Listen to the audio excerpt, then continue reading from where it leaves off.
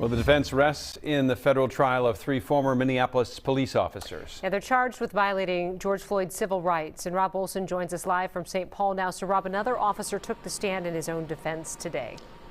Yeah, Thomas Lane spent pretty much the entire day on the stand today. A couple of character witnesses early, but he was on the stand, again, basically all day long. The last of the 3 officers to take the stand in their own defense, and as it would turn out, the final witness now in this month-long trial.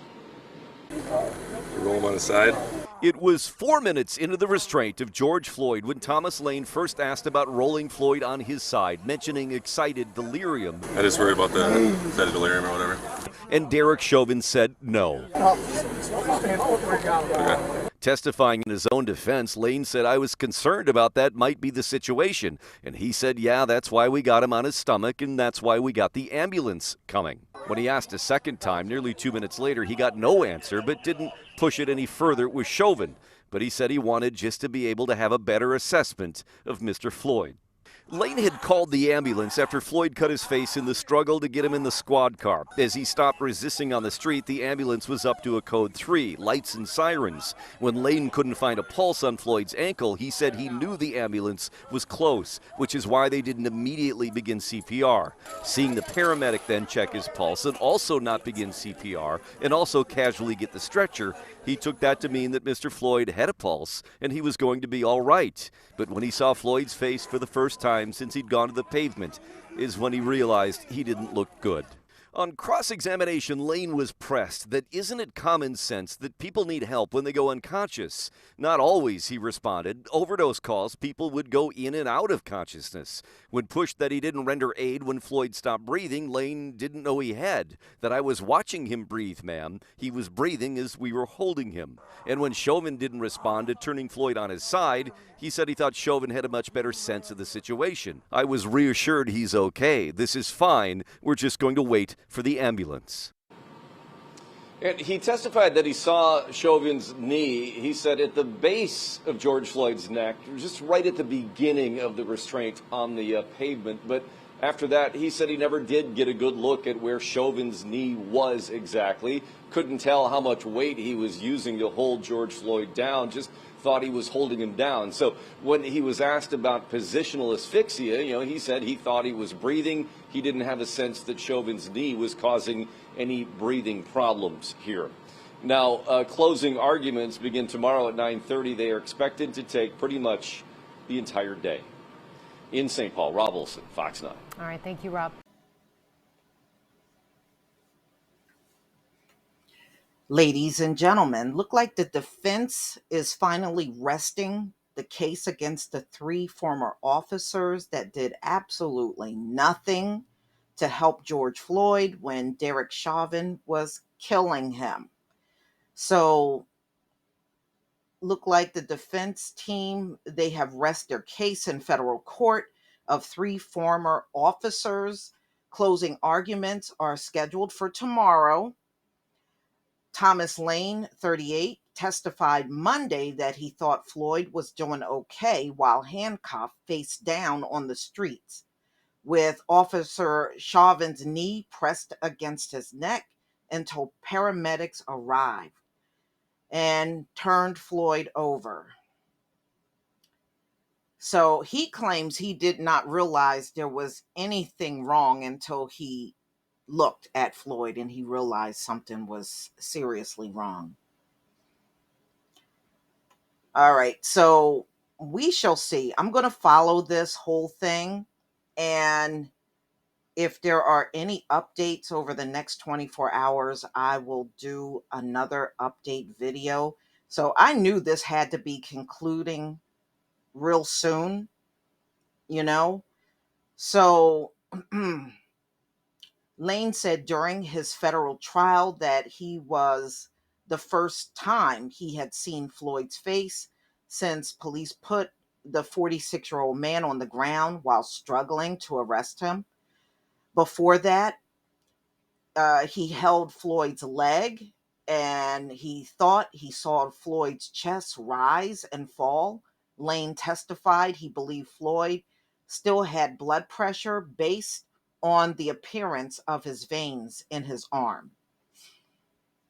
So, what went through your mind when you saw his face once, you know, he was tipped? So he said he did not look good, Lane said, while testifying at the trial for himself.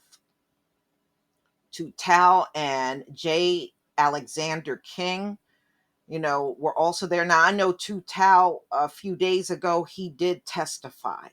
And, these men are all trying to claim they didn't notice anything seriously wrong. You saw Derek Chauvin's knee in his neck. How do you not see something was wrong? How do you not see it? And plus, we know what he did. He was on the sidewalk trying to keep people under control.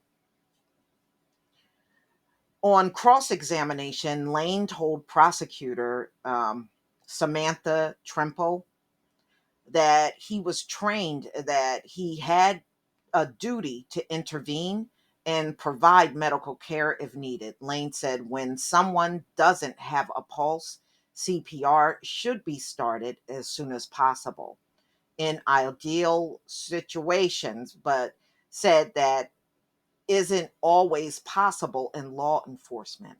Earlier, Lane testified that Floyd struggled with officers as they tried to put him into a squad car while responding to a complaint that he used a counterfeit $20 bill at a corner store. Okay, but you know what?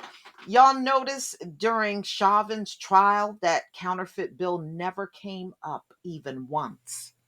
That's why I don't believe that bill was ever counterfeited. I don't believe it. I think whoever reported it just didn't know what the hell they were talking about. So Lane said he called an ambulance because Floyd was bleeding. Once officers had Floyd on the ground, Lane said they considered using a hobble, a restrained device that would have required that Floyd be put on his side so that he could breathe more easily. Well, I don't know how he could breathe better with Chauvin's knee in his neck. Lane said Tal got the device, but then it was suggested that they not use it. Lane said Tal noted that if they used the device, they would have to call a supervisor at the scene. Yeah, no, you didn't want a supervisor there because Derek Chauvin was too busy killing him. Also, the device would have been removed for the paramedics. It seems kind of excessive because we had an ambulance coming. Lane said also suggesting putting Floyd's legs up once he was kicking, but Officer Chauvin said, no, we're good. Okay. So when the ambulance arrived, a paramedic checked for a pulse in Floyd's neck. Since the paramedic did not act with urgency, Lane said they believe Floyd was okay. But once Lane saw Floyd's face, he got into the ambulance to help and was told to do chest compressions. He was dead right there at the scene. He was dead. He was already dead by the time the ambulance came. As he recalled efforts to save Floyd's life, he paused a few minutes and sniffed. And he wasn't sure if he was breathing or not, Lane said. Yeah, well, he would have been breathing if somebody would have knocked Derek Chauvin off of him. Y'all didn't try to do nothing. All right. So King and Tao testified last week. And he said he relied on the other three. Tao was claiming he relied on the other three officers to care for Floyd's medical needs while he controlled the crowd and traffic. King, who, like Lane, was a rookie, said he deferred to Chauvin. Mm-mm-mm. So Lane, who followed in the steps of his father, grandfather, and great-grandfather. Okay, so everybody in your family was a cop. Let's move on. Chauvin, who is white, was convicted of state court murder and pled guilty in December to the federal civil rights charge. Yeah, and he's also still hoping to get into a federal prison.